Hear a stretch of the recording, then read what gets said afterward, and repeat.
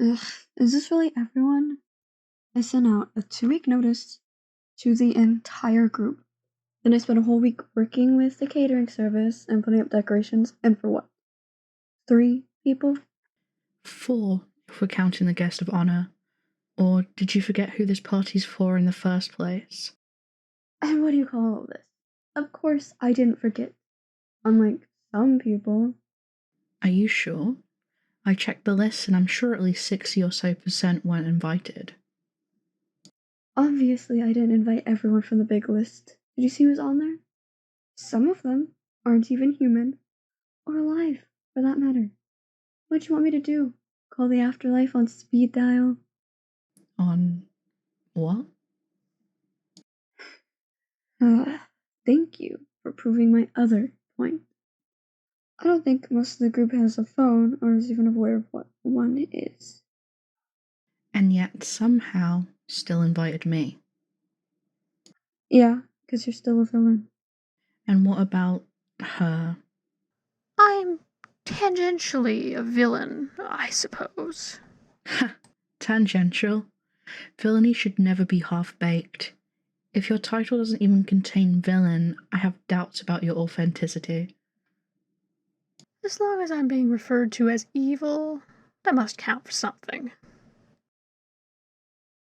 Well, are you? That depends on whether giving people exactly what they want is a bad thing or not. Some people don't even have the decency to be upfront about their policies. I don't know. Sounds like someone I know. Right. Regardless, it wouldn't be a proper anniversary without the guest of honor's first character being present. Fine. It's not as though we're fighting for seats anyway. So, I guess it's just us then, right? Should I go grab our guest of honor? Seems like the right call. Hey there. We'll just have to make this celebration extra I bet you're special. excited for today, aren't you? Of course, I am too. I wouldn't be here if you decided not to get into it. Same goes for everyone else. Yeah, I wish all of your creations had the decency of joining the party. I'm really sorry I tried my best, but even the more questionable ones wouldn't take bribes. Yeah, there were a lot of excuses.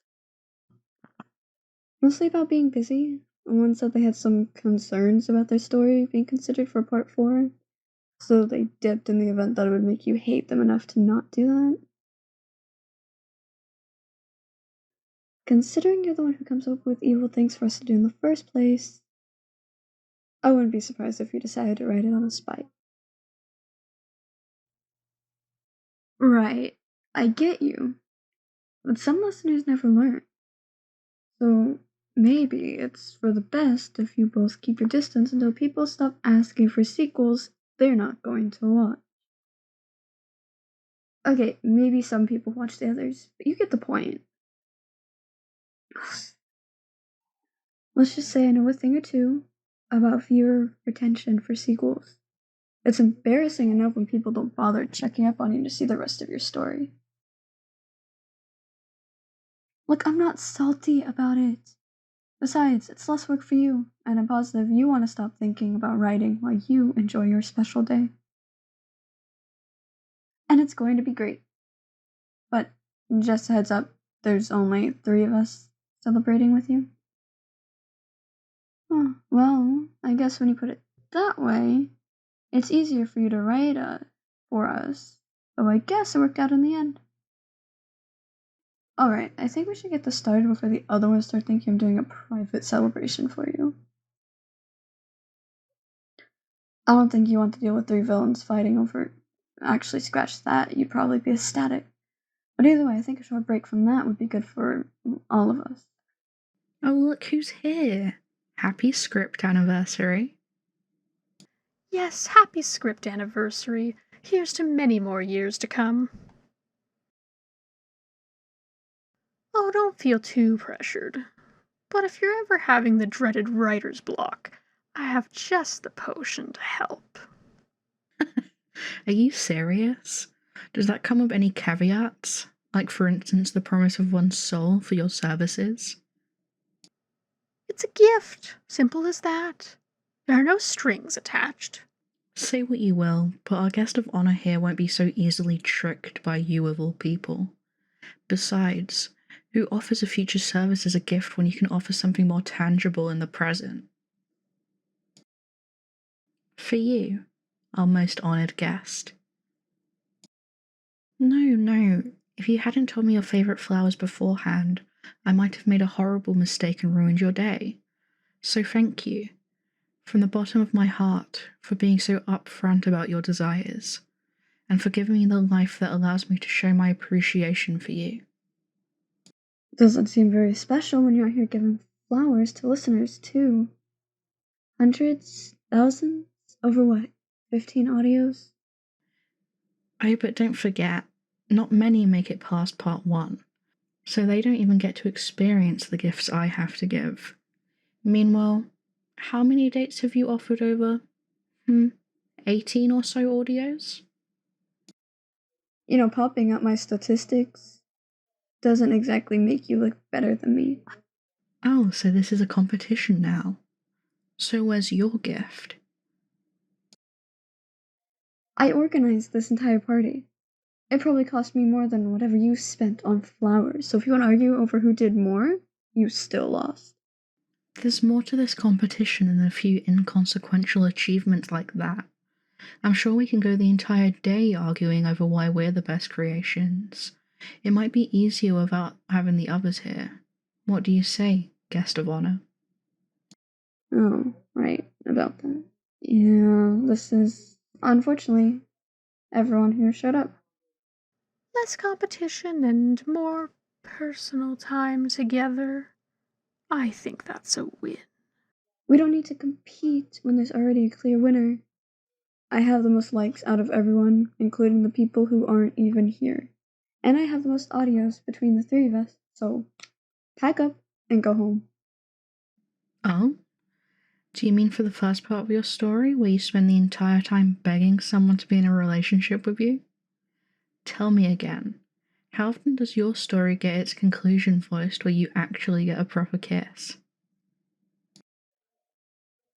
At least it takes me less time to actually get one. And I'm not the one scaring people off with a dubious consent. And yet, more people are willing to get to the end of my story. But if you really want proof, we can go through all the audios and count them. Both of you need to wait that long for a single kiss? How is this even a competition when I always get straight to the point? Come now. Does that really count when your listeners are simply thrill seekers who never even properly got the chance to know you, other than by what others have said about you? I'm sure they'll eventually realize you're not the person they thought they fell in love with. Mine, at least, got to know me properly. Audios are one and done for most people anyway. They'll probably forget about us in a few days. Is that why you never got a sequel? The listeners don't decide whether any of us gets sequels or not. Our writer realized how perfectly my story ended. Are you sure that's the reason, and not because a certain someone might be too embarrassed to look back at your story after all these years? People's first works are rarely ever someone's best. Of course not. But if you want proof, the person you should be asking is right in front of you. I hate to bring you into the argument, but there's no better person to ask than you. What's with that look? I know you've mentioned before that you reread your old works. I assume mine is one of them, right? I understand that there's well over 200 works for you to choose from, but you know what? That's perfectly fine. At least I never overstayed my welcome, unlike some people. Really? Is that the direction we're taking? The more audios the better, I always say. Exactly. And maybe a few more for my series will prove my point that some stories are just meant to be heard over and over. Don't you agree? Oh, come on. I know you've enjoyed listening to every version you've received.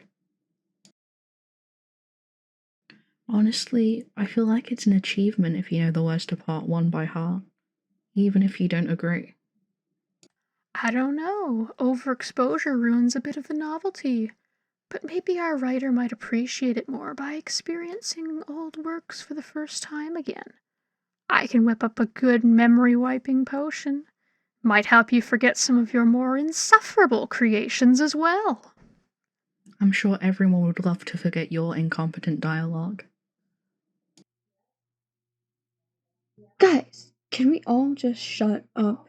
I thought this was supposed to be a celebration of our writer's work, not a diss against quality. Talking down about the guest of honor's work at an anniversary to celebrate isn't doing you any favors. Yes. Sorry about that. All of your works are lovely. They are, but then how I think exactly we've do we known from the plan very on beginning, considering competing over I'm the who's most the popular, favorite? and I put in the most work to set this entire celebration up to begin with. So much money spent on food and gifts others made? Is this a contest of skills or currency? Because I'm a firm believer in making things myself and tailoring the experience to a person's tastes. Yeah, I don't see you cooking up anything. And who says I can't cook? Can you? Chocolates make for perfect vessels for love potions, and I've gotten requests more times than I'd like to admit. I'm sure all of us would appreciate it if you didn't try to cheat your way to victory. Maybe the kitchen needs a second pair of eyes to make sure you behave yourself. I'll only make what our guest of honor wants, but please feel free to watch and maybe learn a thing or two before trying to compete against me. Gladly. And maybe pray that you don't give me a reason to show off my skills with a knife. No one wants to see that up close. That should at least keep them busy for a while. But I can't say I trust them enough in my kitchen. You don't mind if we start the celebration a little late, do you? Even if it is a competition, I think I speak for all of us when I say we want to make today special for you. Oh, and don't worry about saying who your favorite is if you don't want to. You really don't. It's obvious who it is. I know it's me. Of course it is, and that's why you gave me the most lines today out of the three of us, right? Go ahead and double check if you want. You'll have plenty of time once your script is complete. Have fun!